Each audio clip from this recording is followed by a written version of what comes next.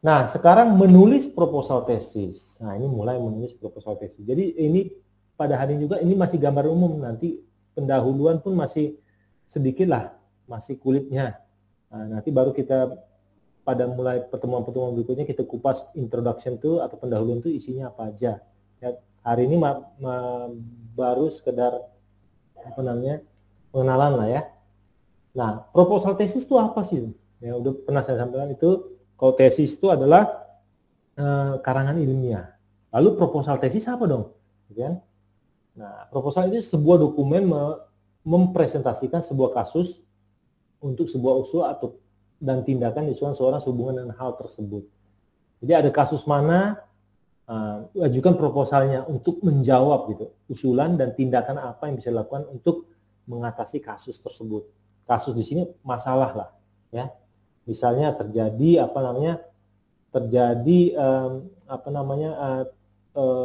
kondisi di mana pembangkit itu tidak efisien gitu.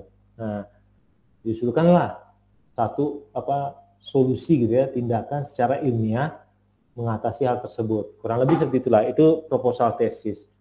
Nah, sebuah definisi lain dari Tom Cruise ini tua-tua ini ya, memang karena awalnya memang dari situ.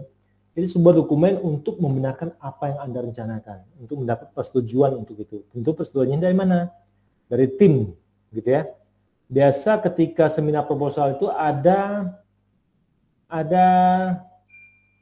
4 orang, ya, 2 pembimbing utama, pembimbing pendamping, kemudian 2 penguji utama dan penguji pendamping.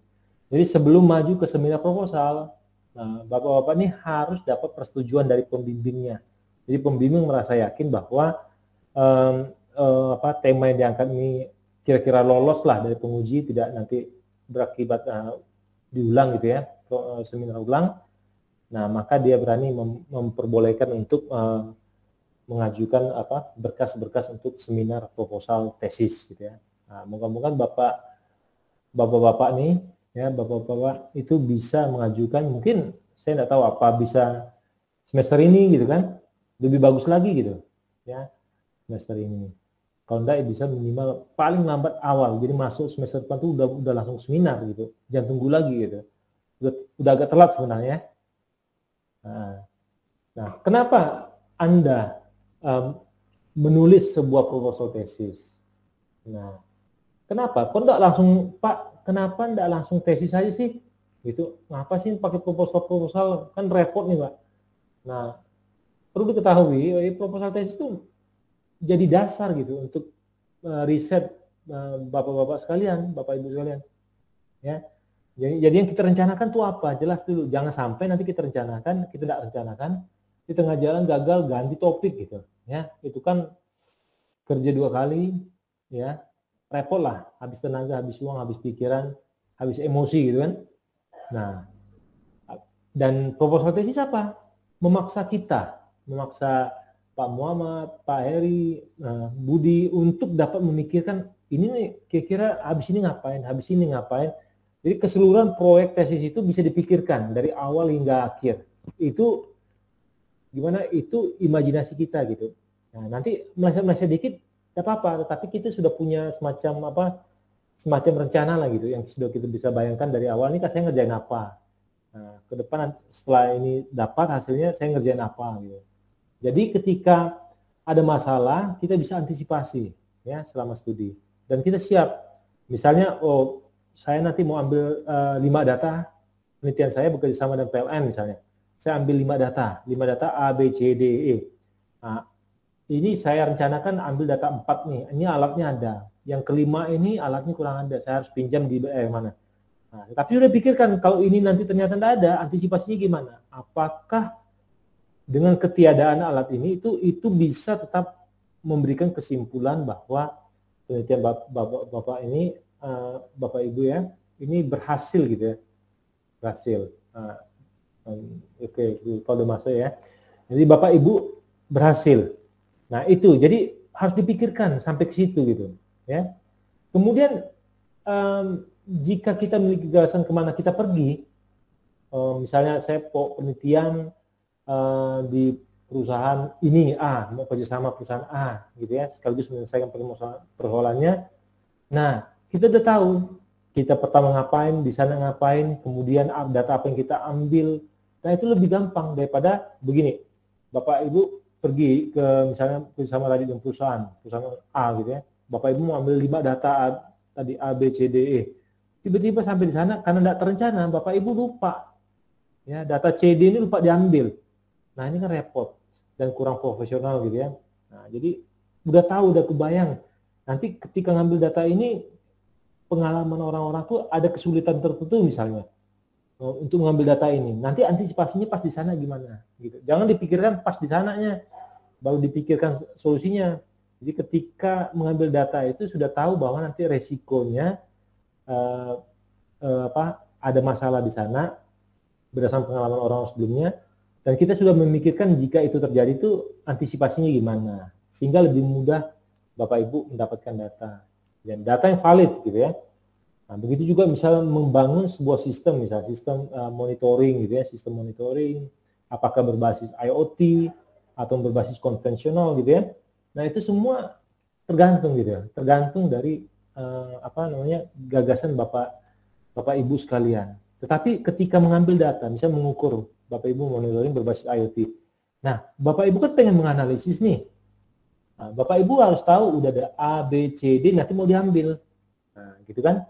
Jangan sampai udah dijalankan, udah 3 bulan, aduh saya lupa ini. Harusnya misalnya monitoring energi bangunan, saya mau ambil data arus, tegangan dan sebagainya, aduh lupa saya frekuensi. Misalnya gitu kan.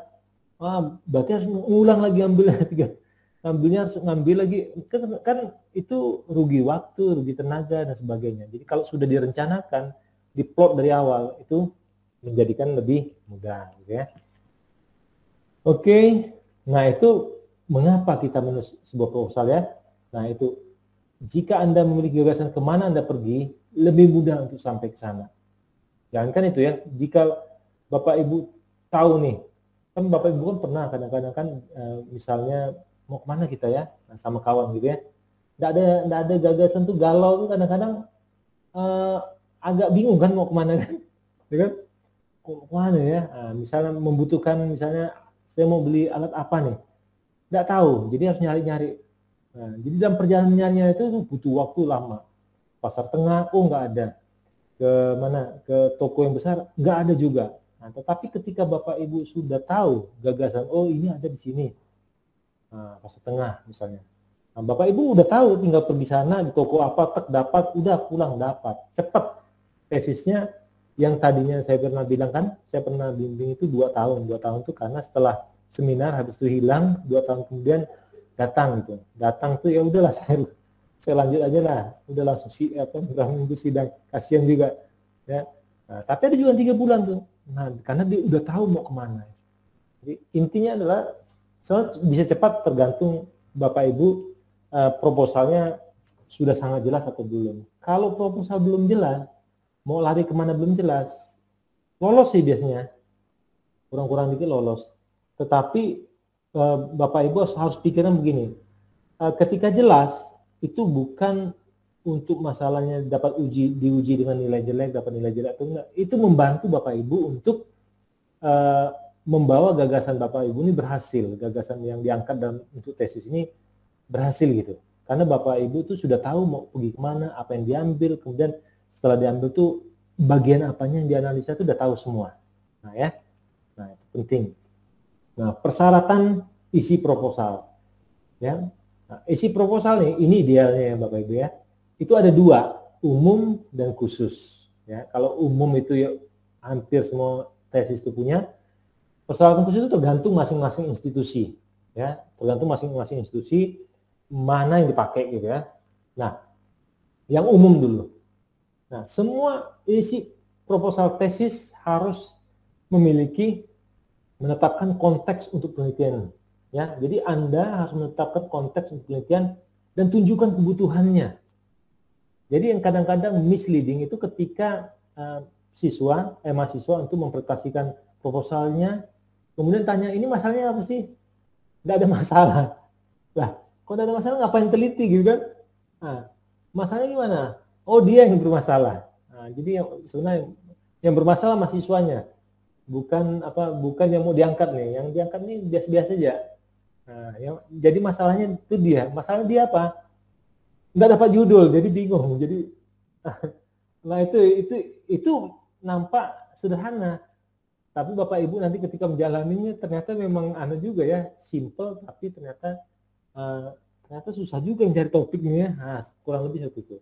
Jadi dimulai dari konteksnya apa dulu. Jadi saya mau konteks saya itu adalah energi. Oke. Energi masih luas, gitu kan? Konteks pembicaraan. Nah, saya khususkan kemana dulu? Saya mau khususkan ke konversi atau konservasi misalnya ya.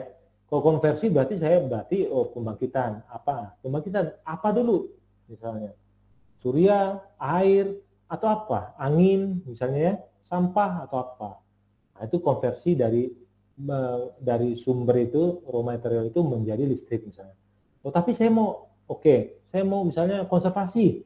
Berarti bisa masuk penghematan, smart building dan sebagainya. Nah, itu konteksnya dulu. Jadi perkecil, sehingga nanti tidak lari kemana-mana.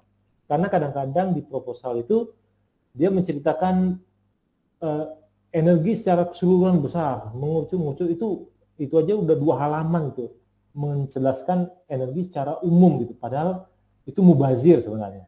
Ya, padahal kalau dikhususkan saja misalnya smart building aja itu udah ceritanya udah bisa sampai 2 halaman. Tidak perlu ceritakan tentang kebutuhan fosil dan sebagainya. Nah, itu. Kemudian misalnya contoh smart building, smart energy building ya. Jadi, kenapa? Butuhnya apa? Kenapa harus smart? Gitu kan? Nah, itu harus ada. Jadi itu menjiwai proposal Bapak Ibu sekalian. Dan di situ yang harus kuat. Di situ yang harus firm gitu, Bapak Ibu pertahankan bahwa memang dibutuhkan. Dan kalau misalnya ternyata kadang-kadang kan penguji gini, ini bukan begini nih, ini harusnya begini ya. Misalnya contohnya apa? Contohnya misal kata kontrol. Ini enggak nih, kalau di saya tuh begini. Nah, kan berbeda konteks. Nah, penguji konteksnya mungkin dia bidangnya adalah bidang misalnya bidang power, jadi kalau kontrol tuh acuan mana. Bapak Ibu sebenarnya membahas tentang kendali dari sisi memang kontrolnya dari sisi algoritma dan sebagainya. Nah, ini 2 hal yang berbeda. Ya tidak akan ketemu. Maka cara yang paling gampang adalah menjelaskan kembali konteks penelitian Bapak Ibu adalah di arah ini. Di arah algoritmanya kah, di arah mananya kah, sehingga para penguji tidak bisa mengcounter Bapak Ibu dari sisi konteks yang berbeda walaupun katanya sama. Jadi katanya sama tapi terminologi yang dipakai mungkin bisa jadi beda arti ya. Nah, itu juga penting. Makanya sangat penting nih konteks penelitian Anda. Kemudian kebutuhannya apa? Tetapkan dulu. Nah, itu untuk orang lain. Untuk Bapak Ibu sendiri, Bapak Ibu ini penting supaya Bapak Ibu juga tidak lari-lari gitu. Nanti Bapak Ibu baca di literatur ini ada kata yang sama gitu ya. Ada yang kata sama, misalnya optimal. Itu kan bisa macam-macam tuh. Banyak definisinya. Nah, konteksnya apa dulu gitu ya. Nanti bisa baca nanti sumber literatur beda arti. Wah, nanti lari kemana-mana. Artinya penjelasannya itu kadang ikut konteks ini, kadang ikut konteks jurnal yang ini, kadang ikut konteks jurnal yang ini. Tapi ketika Bapak Ibu tuh konteksnya sudah jelas, ya Bapak Ibu tuh firm benar. Jadi tidak masalah ya. Kemudian kebutuhannya tuh apa? Ya, kebutuhannya apa? Oke. Nah, kemudian tunjukkan bahwa studi Anda, ya nanti riset Anda itu akan memenuhi kebutuhan ini. Jadi jangan hanya sampai, ini dibutuhkan loh Pak, dibutuhkan oleh sistem ini, dibutuhkan oleh PLN, dibutuhkan pabrik ini, dibutuhkan masyarakat untuk menyelesaikan ini. Nah, tapi dalam proposal itu tidak ada upaya, tidak ada usulan untuk memenuhi kebutuhan ini. Nah, itu kan jadi lucu gitu kan. Nah, jadi harus inline, jadi harus berhubungan antara Bapak Ibu cerita panjang, harusnya cerita panjang di teks itu, ternyata A dibutuhkan. Ya, A dibutuhkan. Tetapi ketika nanti Bapak Ibu menjelaskan tujuannya, tujuannya ini tidak ada berhubungan dengan kebutuhan ini. Nah, itu yang berbahaya. Ya, jadi tidak match gitu ya. Itu banyak terjadi di S1, di S2 banyak. Nah, itu kadang-kadang paling fatal dan paling fundamental sebelum bahkan masuk ke dalam tesisnya sendiri. Nah, misalnya gini, masalahnya adalah masalah penelitian ini adalah tidak efisiennya cara pemasangan panel surya. Misalnya ada orang membantah lah pokoknya, di atap dengan kemiringan misalnya 10%. Misalnya kan. Nah, jadi tujuannya apa? Nah, tujuannya adalah bagaimana kita dapat mendapatkan panel surya yang murah. Ya kan tidak nyambung. Satu dari misalnya efisiensi, mendapatkan iradiasi matahari, kemudian dari sisi tracking posisi, tapi yang satu tujuannya malah untuk mendapatkan biaya panel surya yang murah. Kan tidak nyambung. Harusnya jawabannya adalah ya tinggal penelitiannya mencari sudut angle mana yang paling optimal untuk mendapatkan misalnya iradiasi dari matahari. Nah, kemudian suhu berapa yang paling optimal. Nah, ketika dia lewat dari suhu itu membuat dia kurang efisien, bagaimana solusinya? Nah, seperti itu sehingga memproduksi listrik yang lebih maksimal. Nah, itu nyambung gitu tujuannya. Nah, ya, jadi harus nyambung antara kebutuhan dan solusi yang ditawarkan. Nah, kemudian bagaimana itu akan dipenuhi?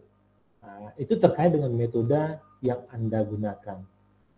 Jadi kalau dalam proposal ini contohnya sederhana, saya sering mencontohkan begini ya, itulah. Ya, saya ini masalah apa saya sekarang? Nah, masalah saya lapar.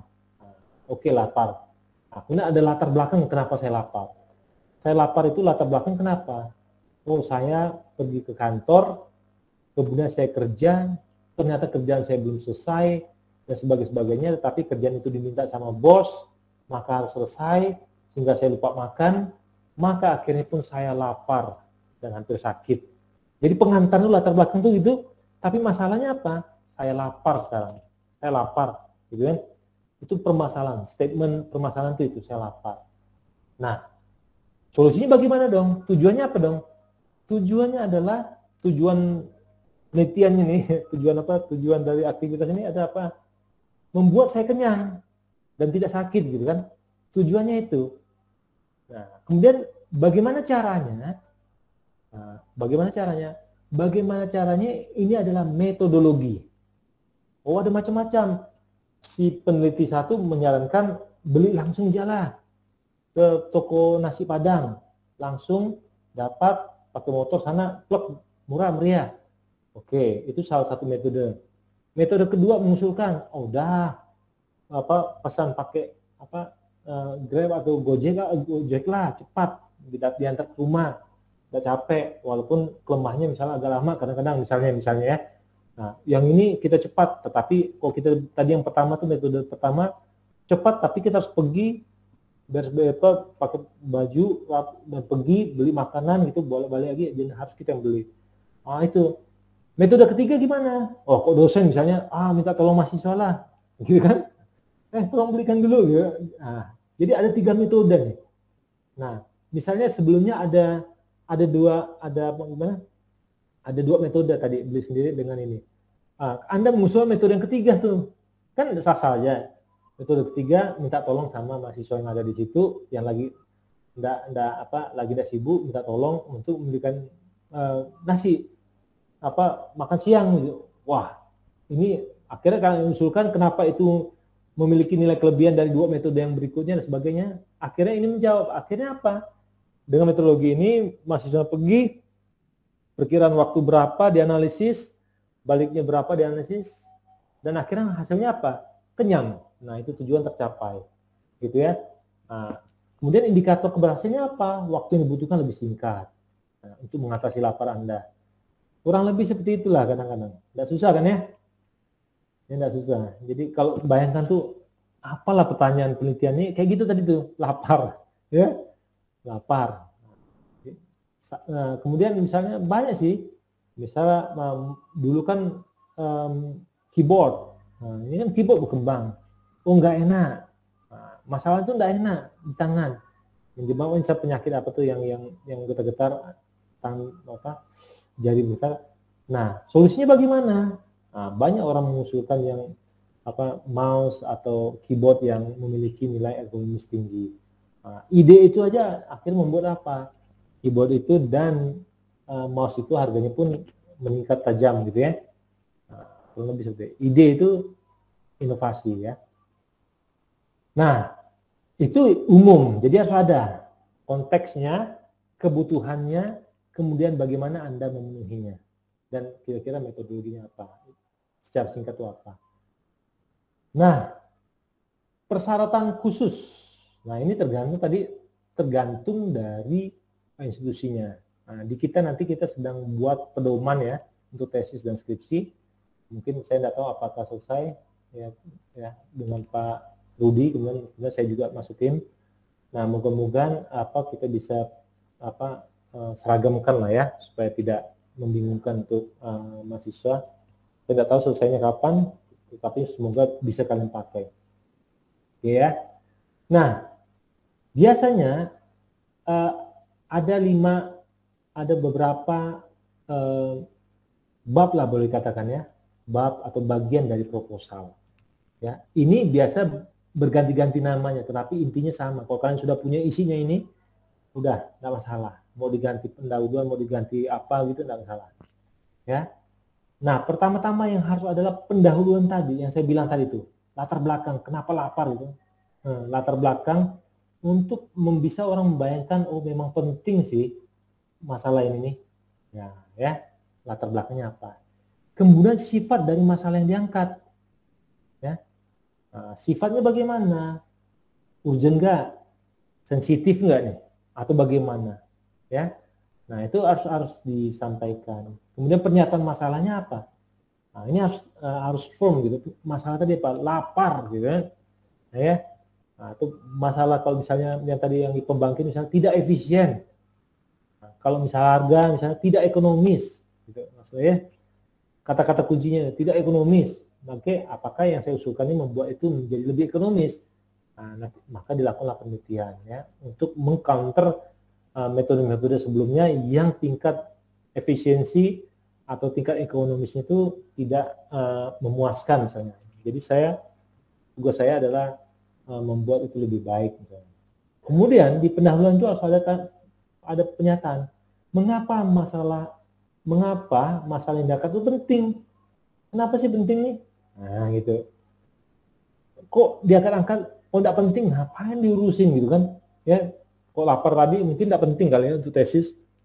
Nah, tapi kok misalnya masalah-masalah tuh misalnya efisiensi bangunan misalnya bisa. Kemudian banyak sekali misalnya biasa yang dicari itu misalnya sumber-sumber energi lokal misalnya. Wah, itu masalah karena tidak dimanfaatkan misalnya. Sementara misalnya penduduk setempat itu membutuhkan energi listrik misalnya. Akses ke situ sulit misalnya. Oh, maka orang yakin ketika baca ini bahwa masalah tersebut memang harus segera diangkat nih, harus segera dilakukan penelitian ini untuk membantu masyarakat terkait dengan bidang ilmu kita.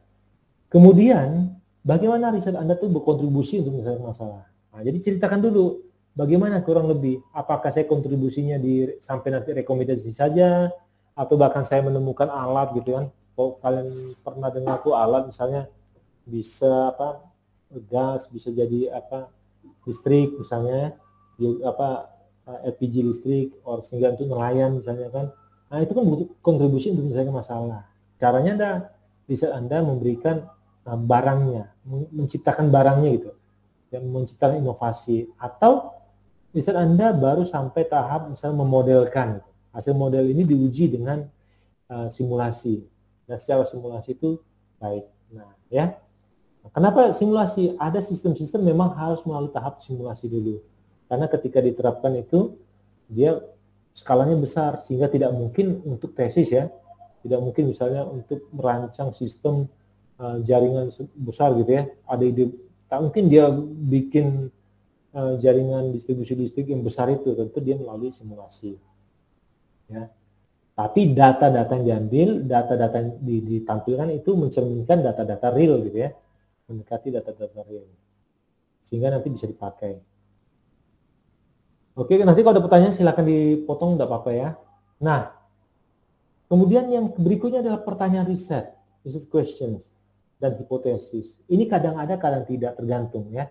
Nah, tapi kadang-kadang bisa diberikan juga, bagus ini ya, supaya lebih firm lagi. Kadang-kadang ini digabung di pendahuluan kadang-kadang.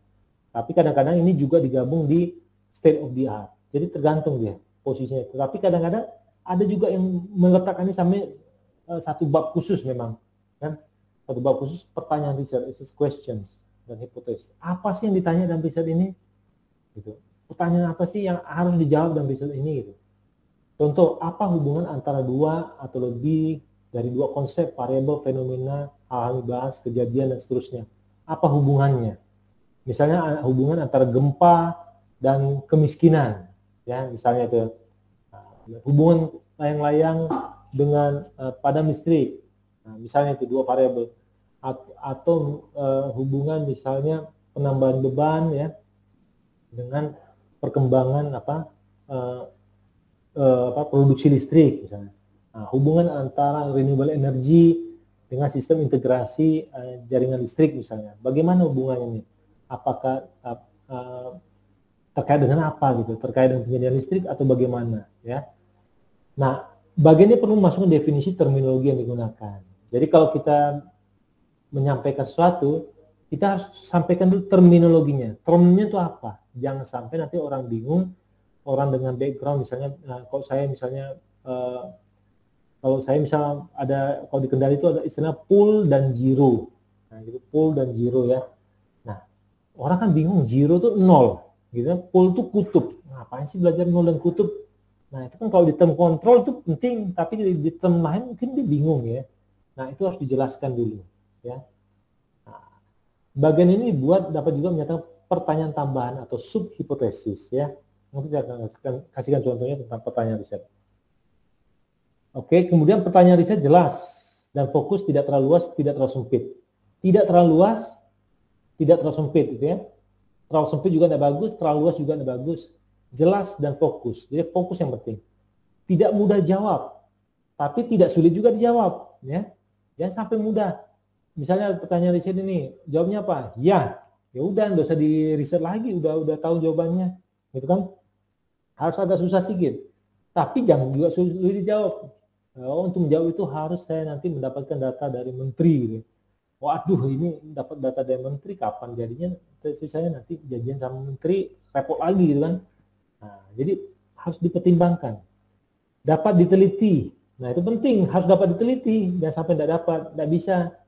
Dapat diteliti bagaimana? Itu tadi terkait misalnya apakah data-data yang bisa didapat gitu ya. Kemudian analitis lebih baik daripada deskriptif. Nah, ini sangat penting nih. Banyak saya temukan tuh ya ketika menguji sidang itu kadang-kadang lebih banyak deskriptifnya, cerita panjang gitu. Tapi harusnya analitis. Oh, ada kata-kata kunci misalnya, maka itu tidak efisien. Ini misalnya dengan cara-cara ini kurang efisien. Jadi analitisnya itu ada. Jangan hanya deskriptif bahwa pembangkit ini tuh memiliki ini, menceritakan tentang pembangkitnya gitu. Nah, kemudian tidak dianalisis apa sih sebenarnya masalahnya. Nah, itu tidak baik. Ya, jadi harus bersifat analitis. Karena kita membuat karangan ilmiah nantinya. Ya. Kemudian, nah ini contoh. Menurut Bapak Ibu, menurut Bapak Ibu, misalnya ya, ini pertanyaan penelitian ya. Seberapa perlunya kalbar PLTN itu kira-kira gimana?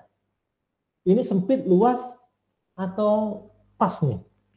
Kalau misalnya kurang lebih pertanyaan penelitian yang akan dibahas nanti itu untuk tesis itu, seberapa perlunya kalbar terhadap PLTN? Ada yang bisa bantu nggak? Coba, ada yang bisa bantu nggak nih? Seberapa perlunya kalbar terhadap PLTN misalnya? Pembangkit listrik tenaga nuklir misalnya. Ini bisa tidak diangkat? Bisa, Pak. Bisa. Ini luas, terlampau sempit, atau pas nih?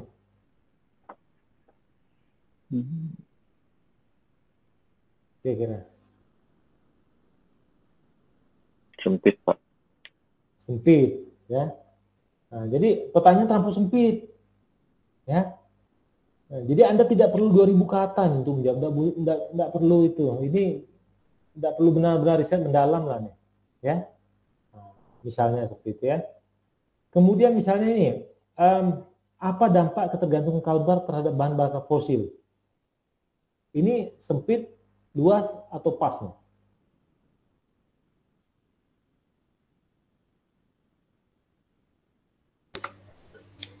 Luas, Pak. Luas ya? Iya. Nah, iya, pertanyaan tanpa luas. Nah, kita tidak mungkin jawab semua potensinya kan, potensi dampaknya kan, dampaknya bisa ke ekonomi, ya, bisa ke macam-macam gitu. Jadi statementnya itu bisa, cuman ini terlalu luas, jadi harus spesifik dia gitu kan. Tapi jangan juga terlalu sempit tadi kan.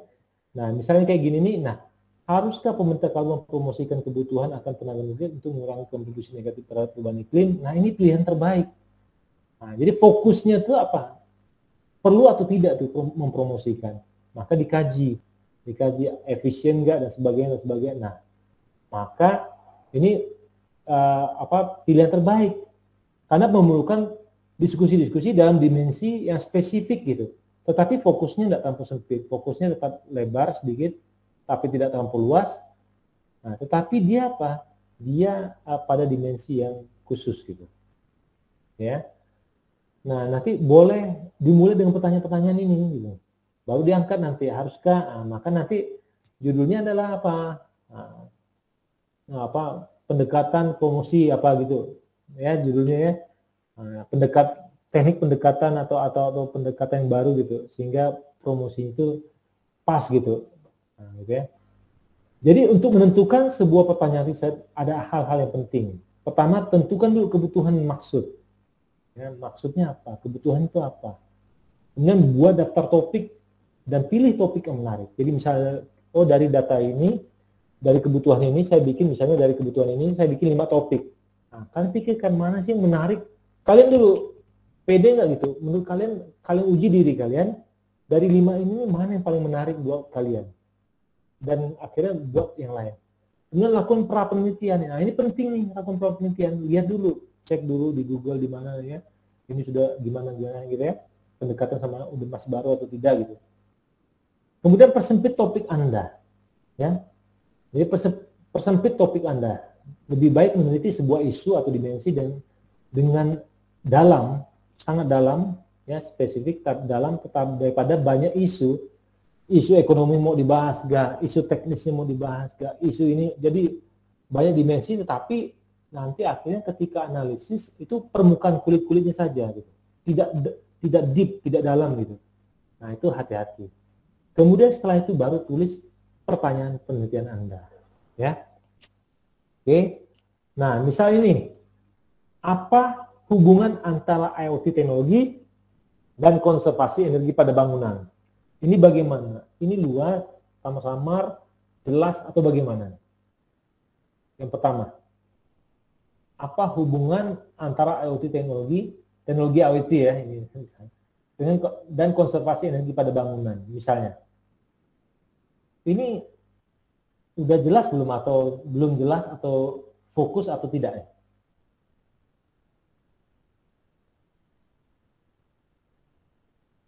Belum fokus, Pak. Fokus ya. Nah, ini. Jadi sama-sama ya. Sama-sama hubungannya banyak ini. Yang mau dibahas apanya gitu kan. Kita sih jelas ya, teknologi itu bukan kita nggak tahu, konservasi energi itu tahu. Tetapi sebenarnya apa sih hubungan apa gitu kan? Apakah hubungan ininya meningkatkan efisiensinya gitu ya. Nah, kemudian apa dampak penerapan IoT teknologi terhadap kemampuan monitoring energi pada bangunan? Ini sama-sama enggak nih? Atau jelas?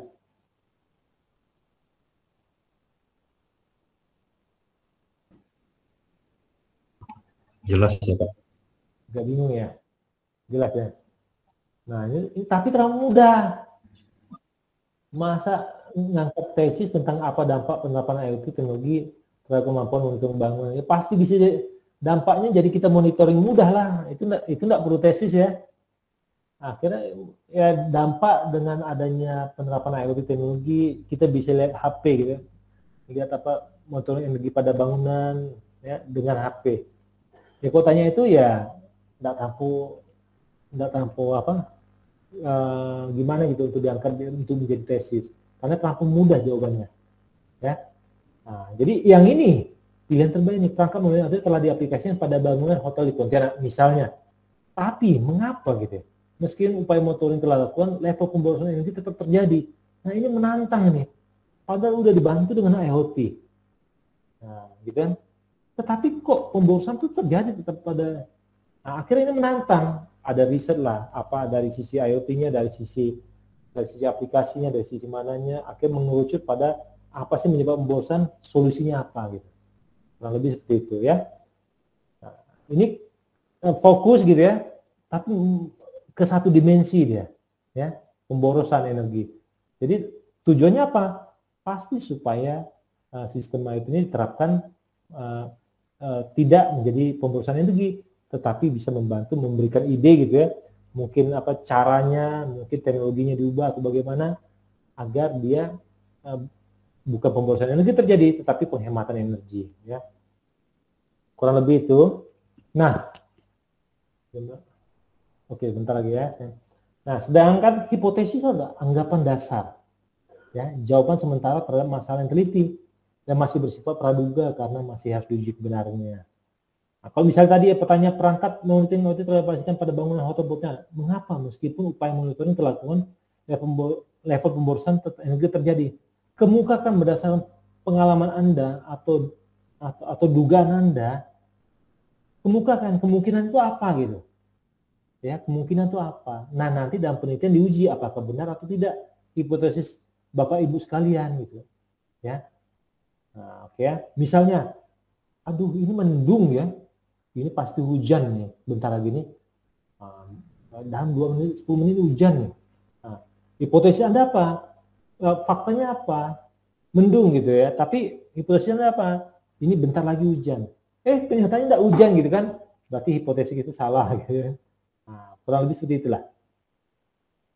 Jadi sehingga nanti ada penelitian kenapa salah. Oh ternyata hujan itu tidak di apa hanya di faktor mendung saja gitu kan, tetapi mungkin ada faktor lain misalnya. Ah kemudian bagian berikutnya ini yang C soalnya ya, ini salah, ini harusnya C. Itu tinjauan pustaka atau studi literatur, biasanya disebut biasa state of the art. Nah, kadang-kadang ini banyak salah kaprah juga. Kadang-kadang ini diisi dengan landasan teori. Jadi banyak teori tentang microcontroller, teori tentang kalau yang S1 ya, teori tentang microcontroller, teori tentang apa? Arduino, teori tentang pokoknya yang dipakai itu tentang itu. Padahal di sini tuh tidak. Di sini tuh di sinilah semua literatur yang Anda pakai. Nah, nanti dalam kuliah ini nanti saya akan tunjukkan bagaimana mendapatkan literatur yang terkait ya nanti ya pada prakteknya. Nah itu semua literatur yang ada, pokoknya pada ujung-ujungnya kesimpulan adalah dari semua literatur yang ada itu kalian mengusulkan satu tema topik terkait tadi permasalahan yang sudah sampaikan di latar belakang pendahuluan, dan topik itu belum benar-benar diselesaikan oleh peneliti-peneliti sebelumnya. Jadi ada novelty gitu, ada keunikan novelty, ada sisi yang memang masih menjadi open issue gitu. Jadi layak untuk diteliti. Ya, itu tinjauan pustaka sebenarnya. Arti tinjauan pustaka dan studi literatur yang sebenarnya. Oke. Kemudian masuk metodologi. Nah, ini nanti ada kuliah khususnya ya. Nah, metodologi apa? Deskripsi kerangka teoritis atau konseptual sumber bukti dan otoritas. Nah, kerangkanya berpikir gimana? Kalian nanti kerangkanya bagaimana? Ngapain tadi kan? Tadi kan ada metodologi menggunakan langsung pergi. Kalau lapar tadi kan langsung pakai apa? Aplikasi ya, Gojek atau Grab misalnya, atau misalnya minta tolong mahasiswa. Jadi ada deskripsi. Misal kalian pilih misalnya minta tolong mahasiswa, berarti deskripsi kerangka berpikirnya gimana? Oh kasih dulu, dia pergi dan sebagainya. Nah itu step-stepnya. Jadi sudah dipertimbangkan ya. Nah kemudian misal pergi, apakah harus ada SIM, motor atau bagaimana? Nah itu untuk membuat alurnya itu standar gitu. Jangan sampai nanti mahasiswa pergi tapi dia belum punya SIM gitu ya. atau dia pergi jalan kaki. Wah, lebih lama daripada nyuruh pesan pakai aplikasi gitu kan. Nah, ya. Kemudian teknik analisis dan desain penelitian apa yang dipakai? Apakah kalian bisa menganalisis durasinya? Apakah kalian menganalisis kualitas dari nanti ketika dapat tuh kualitasnya bagus enggak dengan minta tolong ini? Dibandingkan kalau daripada kita pergi sendiri mungkin kualitasnya sangat tinggi. Di situ kelebihannya. Tapi kita akhirnya tidak bisa mengerjakan yang lain misalnya. Karena kita harus kejar deadline, mungkin harus ngapain gitu ya. Nah, jadi masing-masing ada lebih kurangnya. Gitu. Kemudian didesainlah penelitian. Kemudian jadwal untuk menyelesaikan studi. Jadi jadwal itu harus ada. Kapan ngapain. Yang banyak di proposal tesis itu apa? Itu jadwal yang umum. Jadi pokoknya dari turun-temurun tinggal copy, jadwalnya itu. Jadi kadang-kadang saya aduh, gila 3 bulan ya. Saudara memang bisa menyelesaikan 3 bulan. Tahu enggak nih berani di mana? Dia enggak tahu, pokoknya bikin enggak 3 bulan gitu. Nah, itu padahal jadwal itu menuntun kita ketika kita tahu apa yang dikerjakan itu sebenarnya tercermin dari jadwal. Tahu dia berapa lama analisis, berapa lama ini udah bisa bayangkan. Oke. Dan bagian terakhir ini rancangan daftar isi. Nah, jadi harus ada punya rancangan babnya. Yang ada saat ini baru rancangan babnya, bab keterangan. Harusnya ada subbab juga. Kenapa ini penting? Karena ketika kalian menulis paper atau apa, udah ada babnya, kira-kira isinya di subbab ini apa, kalian sendiri menuntun diri kalian nanti. Oh, bagian ini tuh saya harus tulis ini loh. Berarti saya harus siap ketika saya analisis, saya udah mulai curi-curi waktu untuk kira-kira apa nanti diisi di bab itu. Jadi bisa diisi sikit-sikit gitu. Ya. Kemudian daftar pustaka atau referensi. Pada tahap ini daftar pustaka atau referensi tidak perlu lengkap. Ya, tidak perlu lengkap pada saat proposal, tapi harus ada pastinya ya. Nah, karena tujuannya untuk memberikan indikasi kualitas sumber literatur yang tersedia gitu. Jadi memungkinkan. Jadi memungkinkan juga nanti pembimbing Anda itu memberikan literatur tambahan. Gitu. Ya. Mungkin ini kan yang enggak pertimbangkan nih, ini orang kunci nih, harus kalian refer nih kerjaan dia, misalnya seperti itu. Nah, beda daftar pustaka dan referensi apa? Daftar pustaka itu kalau dalam bahasa Inggris itu bibliography. Nah, kalau bibliografi itu artinya apa? Itu bisa disitasi atau tidak? Boleh disitasi atau tidak. Misalnya di kalimat itu disitasi boleh, tidak juga boleh karena itu sumber bacaan ya. Tetapi di standar sekarang nih itu di tempat kita masih pakai daftar pustaka, tapi harus disitasi. Padahal enggak, itu tidak harus. Tapi kok referensi itu sumber acuan yang memang harus disitasi di kalimat. Ya, referensinya ini. Jadi memang harus menjadi disitasi di kalimat. Jadi kurang lebih itulah ya untuk malam ini.